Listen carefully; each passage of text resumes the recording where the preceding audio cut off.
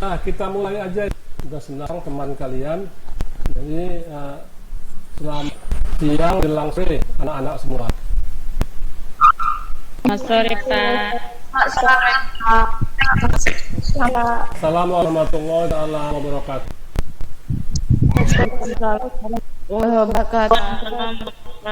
Buka dulu foto. Kamu suara ya. Buka dulu kameramu, Pi. Ini, Pak. Ya, jadi kita mulai pembelajaran ketiga, ya, mata kuliah penelitian tindakan kelas. Jadi seperti yang saya katakan kemarin waktu pertemuan yang kedua, ya. Jadi penelitian tindakan kelas itu, ya, kita mengadakan penelitian, ya, untuk apa? Ya, untuk menemukan model pembelajaran. Itulah harus diingat. Ya, untuk PTK itu untuk menemukan model pembelajaran yang efektif, ekonomis, efisien. Ya, itulah dia gunanya. Ya. Jadi apakah model pembelajaran itu terus berubah? Ya. Ya, model-model pembelajaran itu terus berubah seiring dengan perubahan zaman. Ya, kita dulu kemarin itu 2 tahun yang lewat, ya, kita nggak pernah kebayang belajar daring ini. Ya, tetapi karena COVID ini terpaksa kita harus belajar daring. Ya, belajar online. Itulah perubahan zaman tadi. Ya, itulah dia perubahannya. Kalau dulu saya masih muda, ya, sekarang udah lansia, ya kan, berubah kan. Ya. Jadi itulah perubahan dalam dunia pendidikan ini, dia cepat sekali berubah sesuai dengan perkembangan ilmu pengetahuan. Bagaimana ilmu pengetahuan itu berubah, ya, dari zaman dulu, dari industri sekarang ini kan industri 4.0. Lu akan pernah dengar kan? Udah industri 4.0. Nah, itu kan di asalnya industri 1.0.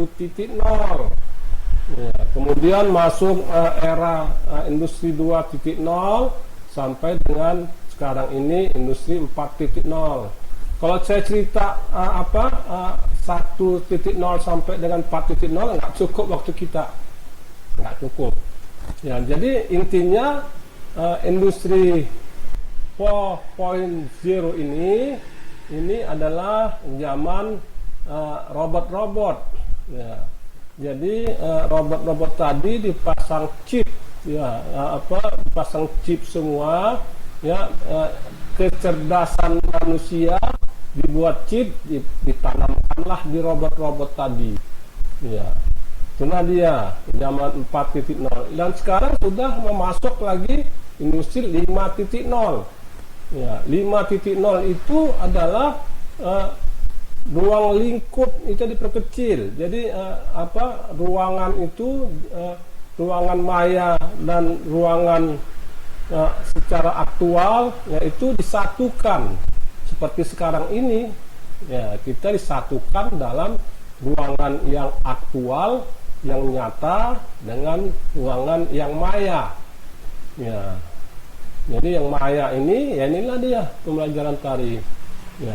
Jadi kembali kita ke cerita yang pertama tadi, bahwa penelitian tindakan kelas itu tidak berhenti, terus dia berkembang. Dan sekarang mulai banyak guru-guru itu mengadakan penelitian, ya, tentang bagaimana pembelajaran daring itu yang praktis. Bagaimana pembelajaran matematika itu diajarkan oleh guru kepada murid-muridnya secara praktis dan dapat diterima oleh siswa-siswanya. Dan dia berkembang terus. Makanya setiap guru-guru, ya, harus mengadakan penelitian tindakan kelas. Ya, jadi nanti mungkin hasil penelitian kita itu ya dipakai untuk pembelajaran, dan itu tidak selamanya ya. Nanti ada orang masa yang akan datang mengadakan penelitian lagi ya, jadi model-model yang kita hasilkan dalam penelitian itu yang nggak berguna ya, ada lagi yang baru ya. Itulah dia namanya penelitian tindakan kelas. Jadi dalam penelitian tindakan kelas ini ya namanya penelitian tindakan kelas ya, tapi bisa dilaksanakan di dalam dan di luar kelas ya Mirna ya. Ya, jadi bisa dilaksanakan di dalam dan di luar kelas Mirna ya, tidak harus di dalam kelas ya. Juga kemarin tuh sudah kita ceritakan ya bagaimana syarat-syarat ya metode PTK itu ya. Ada inovatif ya, kita mengadakan inovasi, kita buatlah inovasinya, baru kita melaksanakan penelitiannya ya. Udah kita inovasinya ya, kita harus kolaboratif ya, sama-sama Depi ya, kamu nggak bisa sendiri ya, teman-temanmu aja ya mengadakan sebab PTK ini nggak boleh sendiri loh, nggak boleh tunggal, dia harus grup rame-rame berapa orang. Nah, libatkan teman-temannya. Yang paling baik itu ya harus teman-teman guru ya, guru apalagi guru-guru yang mengajar di sekolah tersebut harus kita libatkan ya. Kemudian reflektif ya, kita mengadakan penelitian harus ya reflektif ya. Kemudian siklus ya, mempunyai siklus waktu kapan ya, itu ya syarat-syaratnya ya. Kemudian kalau PTK ini kita lihat lagi secara prosedur ya. Kita prosedurnya gimana? Kita identifikasi dulu masalahnya ya, apa sih masalahnya ya. Jangan kita asal meneliti nanti nggak ada gunanya, buang-buang waktu, buang-buang tenaga ya, buang-buang biaya. Kita identifikasi dulu, kita mau meneliti tentang apa, tentang mata pelajaran apa ya, yang diparut tadi apa pelajarannya. Nah, itulah yang kita identifikasi. Baru setelah identifikasi kita analisis ya, bagaimana kita menganalisisnya ya, bagaimana kalau ini diterapkan ya, apakah model yang kita temukan tadi ya dapat diterima ya oleh siswa-siswa kita. Jadi ukuran-ukurannya itu bukan ukuran-ukuran yang dibuat ya untuk guru-gurunya, tetapi ukurannya adalah yang diterima oleh siswa-siswa kita ya. Jadi pasti ada perubahan. Kalau dulunya ya siswa itu belajar daring tuh ya mungkin tidak terlalu menangkap ya, dengan pembelajaran daring, penelitian pembelajaran daring ya kita buat ya, mungkin ya lebih model yang kita buat lebih dapat diterima oleh siswa-siswa kita ya. Kemudian ya kita analisis, kita rencanakan kapan kita laksanakan ya, kita rencanakan ya kapan waktunya ya, itulah dan sebagainya. Jadi dalam PTK ini, penelitian tindakan kelas ini tidak akan habis-habisnya ya. Sebagai seorang guru yang profesional ya, apalagi guru-guru ya era milenium ya, milenial ya, kalian ini calon-calon guru ya, paling tidak 5 tahun ke depan ini kalian sudah jadi guru ya, kalian harus meneliti ya, harus membuat PTK. Jangan sampai nanti kalian ya berkutat hanya di zona nyaman ya, hanya in the box ya. Kita harus out the box ya, jangan kita pertahankan di zona nyaman ya. Guru-guru yang lain nggak ada Pak yang meneliti, nggak ada yang buat PTK. Jangan diikuti guru-guru yang lain Ya, kalau guru-guru yang lain itu kan sudah produk lama, ya, produk lama. Kalau kita ini kan produk baru, ya, produk baru yang harus membuat PTK, penelitian tindakan kelas. Ya, jadi tidak ada orang yang membuat penelitian tindakan kelas ini selain dari kita, selain dari guru-guru. Ya, mana mau orang mengadakan penelitian tindakan kelas. Ya, jadi untuk guru. Jadi yang lebih banyak itu yang praktis itu adalah guru-guru. Ya, dipaksa, ya, apalagi guru PNS, dia dipaksa untuk membuat PTK, penelitian tindakan kelas. Jadi mereka bukan saja hanya mengajar toh, ya, tetapi mereka harus membuat suatu penelitian tindakan kelas, ya, yang akan menjadi model pembaruan, ya, novelty, ya, model novelty, ya, yang akan dipakai untuk pembelajaran yang akan datang. Ya terus Pak, jadi saya ini hasil penelitian saya ini terus dipakai untuk akan datang. Ya tidak juga. Ya seperti saya jelaskan di awal-awal, ya, bahwa model-model yang kita hasilkan tadi suatu saat tidak terpakai lagi. Ya, karena dengan perubahan seiring dengan perubahan waktu, perubahan zaman, ya, tidak cocok lagi dia. Ya, jadi sekarang ini kan seperti yang kita ketahui, ya, semuanya kita pembelajaran daring. Ya, berarti kan nggak cocok lagi dia pembelajaran face to face, ya, pembelajaran tatap muka. Nah, jadi seharusnya semuanya anak-anak PAUD itu pun harus, ya, bagaimana anak PAUD tadi kita arahkan, kita cari modelnya, ya, untuk mereka bisa melek teknologi. Jadi bukan hanya SD, SMP, SMA, PAUD itu juga. Ya, kita carilah modelnya. Bagaimana model untuk pembelajaran misalnya berhitung. Ya, kalau pembelajaran nyanyi gampang lah, ya kan, ayo nyanyi kita, ya gampang.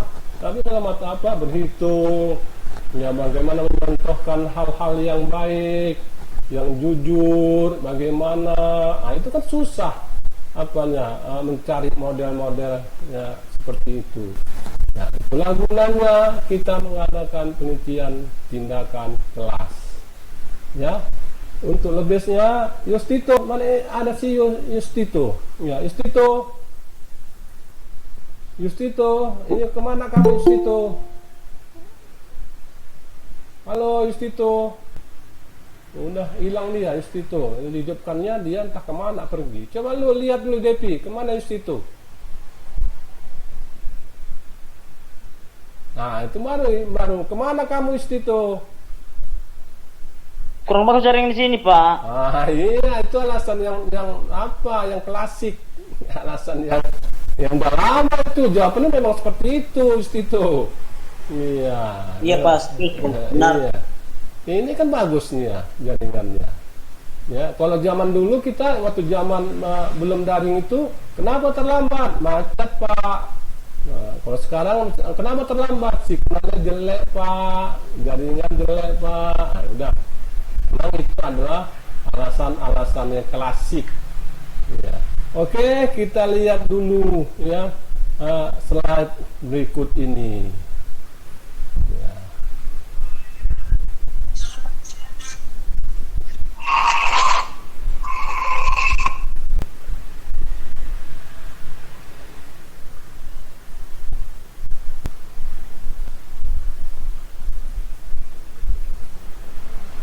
Oke, kelihatan?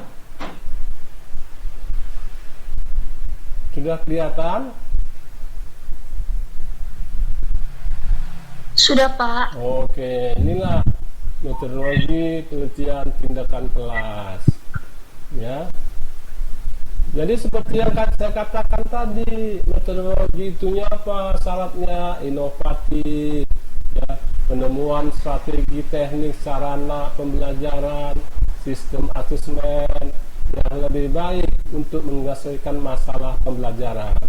Jadi kalau inovatif ini yang memecahkan masalah pembelajaran, ya jangan kemana-mana kalian menelitinya, ya nanti kalian teliti tentang bagaimana hidup seorang siswa PAUD, ya bagaimana hubungannya dengan orang tuanya. Jangan, kita hanya meneliti yang inovatif, yang paling utama dan diutamakan adalah mengenai ya pembelajaran, bagaimana menyelesaikan ya masalah pembelajaran, dan hasilnya adalah model-model pembelajaran yang 3E tadi, ya kolaboratif, ya kerjasama antar guru-guru sama teman-teman kita, reflektif, ya refleksi terhadap proses dan hasil pembelajaran secara terus-menerus.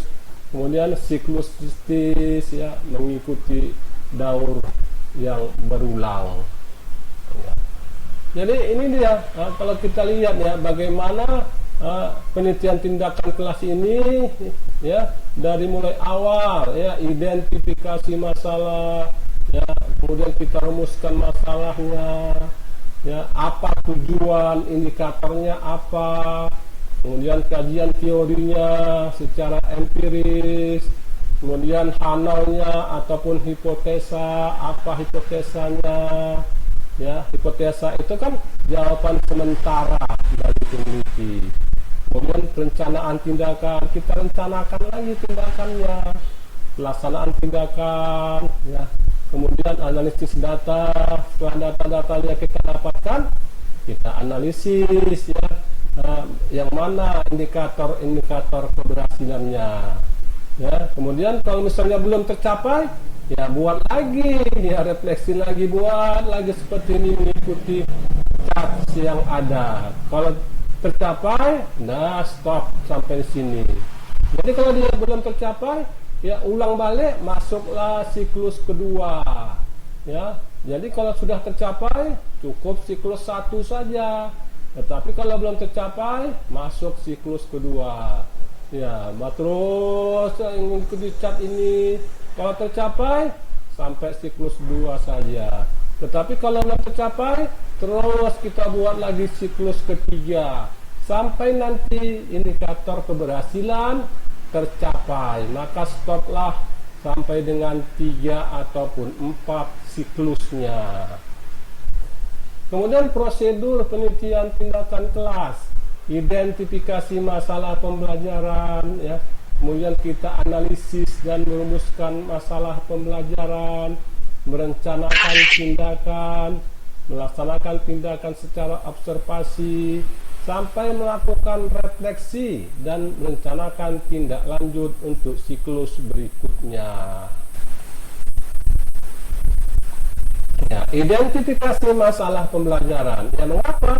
Ya, karena ada kesenjangan, ya, tidak seperti harapan, hasilnya tidak memuaskan. Ya, selama ini kita pembelajaran daring anak untuk anak-anak PAUD, ya itu terjadi kesenjangan. Ya, kita yang SOR sendiri mengajar. Apapun kalau diukur tercapaian apa yang kita ajar kepada siswa-siswa kita, itu tidak seperti yang diharapkan. Kita sendiri SOR mengajar kepada mereka, ya tidak ada seperti yang sangat memuaskan. Kemudian ini, ya merasakan adanya masalah. Ya ini kan kita belajar daring kan, kita rasakan, ya masalah-masalah itu, ya masalah nyata yang dihadapi dalam pembelajaran sehari-hari, ya masalah siswa, masalah guru. Ya kalau masalah siswa tadi, ya yang dikatakan teman kalian tadi, masalah signal nggak ada, ya masalah guru, kuotanya nggak ada pak, nggak bisa beli kuota. Nah, inilah kita kita identifikasi masalah-masalah yang dirasakan, ya masalah-masalah yang dirasakan, ya inilah sebagai refleksi awal dalam pembelajaran daring tersebut. Kemudian pertanyaan-pertanyaan yang bisa membantu, ya apakah kompetensi awal siswa untuk mengikuti pembelajaran cukup memadai, ya, apakah proses pembelajaran yang dilakukan cukup efektif, ya, sampai dengan bagaimana melaksanakan pembelajaran dengan strategi inovatif tertentu. Jadi pertanyaan-pertanyaan ini kita bisa membantu kita, ya, bagaimana kompetensi murid-murid kita, ya, murid-murid PAUD tadi, ya, apakah murid-murid PAUD tadi, ya, kompetensinya sangat-sangat kurang sekali dengan gadgetnya, ya, dengan HP-nya, ya, apakah anak-anak PAUD tadi, ya, karena dia sering menonton YouTube di videonya, maka dia dapat belajar secara daring. Ya, jadi apakah kalau misalnya yang nggak bisa apa-apa, ya bagaimana ya kita membuat model-model yang kita lakukan penelitian tadi. Ya, hal inilah yang dapat membantu, ya, masalah, identifikasi masalah, ya, itu bisa kita lihat, ya. Kemudian tidak semua terkait dengan pembelajaran yang memerlukan perbaikan, memilah dan mengklasifikasikan masalah, mengurutkan masalah sesuai dengan tingkat urgensinya, secara kolaboratif menetapkan masalah yang akan diselesaikan melalui kaji tindakan kelas. Jadi dalam mengidentifikasi masalah ini tidak semua masalah-masalah itu jelek semua, ya. Jadi kita identifikasi mana yang sudah bagus, mana yang belum mencapai sasaran, ya, mana yang siswanya peduli tak peduli, ya, kita urutkan masalahnya sesuai dengan urgensinya, sesuai dengan kepentingan yang sangat-sangat penting dengan prioritas-prioritasnya. Ya, kemudian menganalisis dan merumuskan masalah pembelajaran. Masalah harus masalah faktual, benar-benar terjadi dalam pembelajaran di kelas. Masalah tersebut harus dicari dan diidentifikasi jalan keluarnya, membantu mencari alternatif pemecahan tindakan. Masalah memiliki nilai strategis bagi peningkatan dan perbaikan proses dan hasil pembelajaran. Ada alternatif tindakan yang dipilih. Ya, jadi kita analisis masalah-masalah tadi yang sudah kita dapat tadi, kita identifikasi, ya, barulah kita analisis, ya. Dan bagaimana masalah faktual yang benar-benar terjadi dalam pembelajaran. Masalah tersebut harus dapat diidentifikasikan jalan keluarnya. Ya. Kemudian kalau kita lihat, ya, ya, selain itu apa lagi? Ya, apakah ada bukti empirik yang mendukung masalah pembelajaran? Ya, apakah masalah teridentifikasi dengan jelas? Ya, apakah ada bukti empirik yang memperlihatkan keberhasilan tindakan serupa yang pernah dilakukan sebelumnya? Ya, kemudian bagaimana kesiapan peneliti melaksanakan tindakan yang telah dipilih? Hal-hal seperti inilah harus kita analisa, harus kita cari jalan keluarnya. Bagaimana?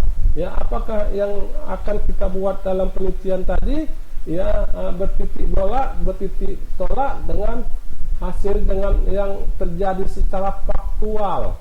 Ya, jangan kita mencari apa yang kita akan teliti itu, ya, yang tidak secara faktual terjadi. Kemudian baru kita analisis dan rumuskan masalah, ya, aspek substansi, aspek originalitas, ya, aspek formulasi, kemudian aspek teknisnya. Ya, inilah kita analisis tadi. Ya, kalau lebih spesifik lagi, ya, rumusan masalah harus jelas, ya, tidak memiliki mana ganda. Jadi kita rumuskan masalah-masalah itu harus jelas, tidak rancu. Dan orang kalau membaca rumusan masalah tadi terus terfokus kepada suatu masalah.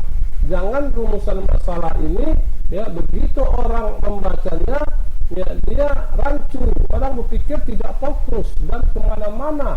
ya, yang alur pemikiran si pembaca tadi. Kemudian rumusan masalah dirumuskan dalam bentuk kalimat tanya, ya, kalimat tanya.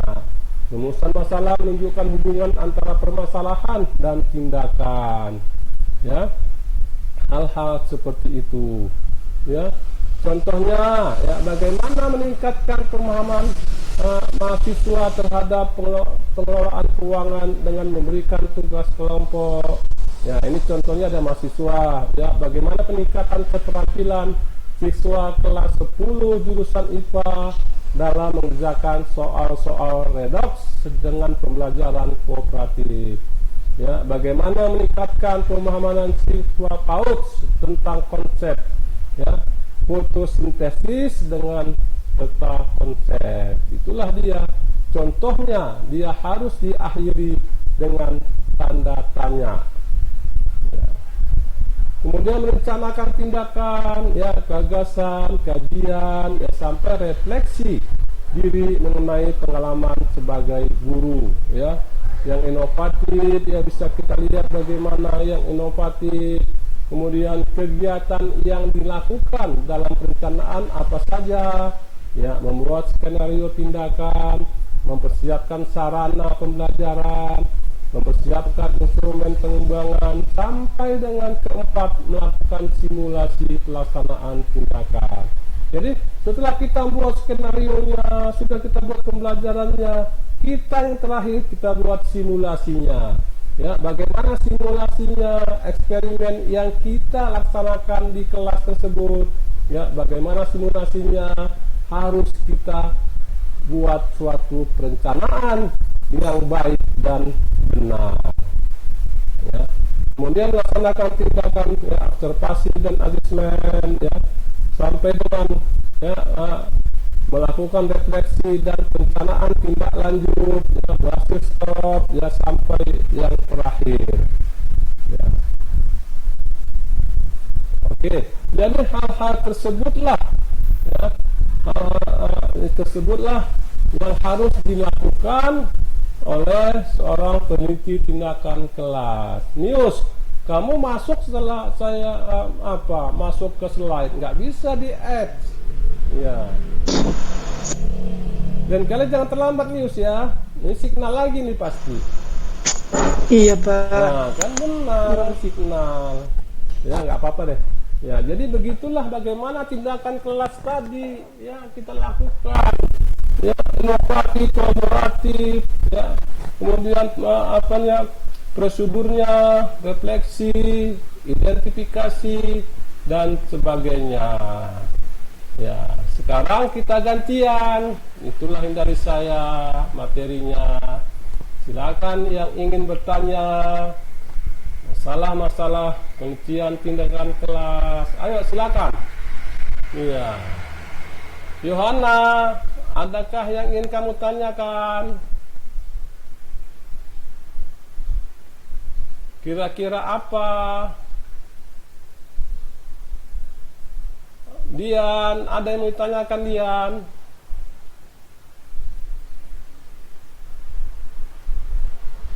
Suaranya belum ada. Sonnya. Enggak ada, Pak. Oh iya. Siapa Putri Eximin Z2? Putri, buka dulu kameranya Putri. Ya, si Putri, buka. Iya. Ada yang ingin ditanyakan, Putri? Enggak ada, Pak. Iya, nggak ada kok, ditutup kameranya. Ya, jangan ditutup ya. Ya, Putri, silakan Putri. Mau tanya kira-kira apa?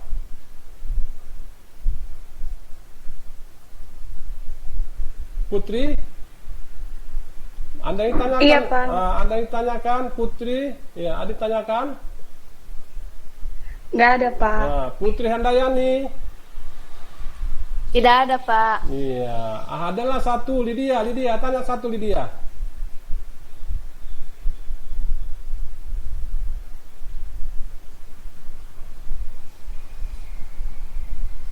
Ya, ada Lydia? Iya, Pak. Iya. Oke, baik. kita izin bertanya Pak, mungkin Iya. di pertemuan pertama saya belum join ya di mata kuliah penelitian tindakan kelas ini. Jadi saya lihat dari slide yang Bapak screenshot tadi, di situ ada ketika kita mengidentifikasi masalah pembelajaran itu, kita teliti apa kesenjangannya, kemudian tidak sesuai dengan harapan dan hasil yang tidak memuaskan. Jadi ketika kita melakukan suatu penelitian itu, tentunya kita juga menyediakan solusinya kan. Jadi sesuai dengan yang Bapak singgung tadi, pembelajaran saat ini pada anak usia dini itu kan pembelajaran daring. Jadi tentunya ada berbagai kesenjangan dan hasilnya pun tidak sesuai dengan yang kita harapkan. Jadi solusinya dalam hal itu Pak bagaimana ya? Terima kasih Pak. Oke, terima kasih Lydia. Ya, sangat bagus sekali pertanyaannya. Ya, jadi identifikasi ya, seperti saya jelaskan tadi, kita identifikasi apa masalahnya yang paling aktual. Ya, kalau saat ini kan yang paling aktual ini kan pembelajaran daring. Ya, jadi apakah pembelajaran daring itu sudah dilaksanakan di PAUD tadi? Ya, mungkin ya harus semuanya dari mulai PAUD sampai mahasiswa pembelajaran daring. Jadi kan apa masalahnya kalau di pembelajaran daring yang di mahasiswa? Ya itu mungkin ya bisa identifikasinya minimal. Ya tapi kalau di PAUD itu kan banyak dia masalah-masalah pembelajaran daringnya. Ya jadi kan nggak semua siswa-siswa PAUD tadi yang mengerti Jetsnya, ya yang mengerti HP-nya. Dia kan harus bagaimana kita pelajari. Jadi bagaimana kita secara gampang, ya model-model yang gampang tadi kita buat eksperimen. Kita bagaimana per model ini? Ya model A kita lakukan dengan eksperimen. Ya kita buatlah pembelajaran dengan model A. Ya dengan harapan semua siswa PAUD mengikutinya. Ya setelah kita buat sampai berulang-ulangnya, ya barulah kita ukur keberhasilannya. Ya kita tanyalah dengan kuesioner ataupun dengan ukuran-ukuran hasil penelitian yang lain. Ya kita ukur apakah kita berhasil atau enggak. Ya kalau tidak berhasil, lanjutkan siklus kedua. Nah, kita identifikasi lagi terus sampai dia berhasil, sampai berapa kali siklusnya. Jadi dalam penelitian ini bukan hanya satu siklus saja terus berhasil, ya tidak juga. Ya, namanya peneliti itu sampai 5-6 kali dia baru dia berhasil ya dalam penelitiannya. Jadi hal-hal seperti itulah yang harus kita identifikasi, ya masalah-masalah yang paling faktual. Oke, terima kasih anak bapak. Ada lagi yang ditanyakan? Ya, kalau nggak ada yang lain ditanyakan, sampai di sinilah pembelajaran kita. Ya, sampai jumpa minggu depan. Ya, selamat siang kepada anak bapak semua. Baik, Pak. Selamat siang. Selamat siang. Assalamualaikum warahmatullahi taala wabarakatuh. Shalom, Pak. Waalaikumsalam warahmatullahi wabarakatuh. Iya, sampai jumpa minggu depan. Pak, sampai jumpa di depan Pak.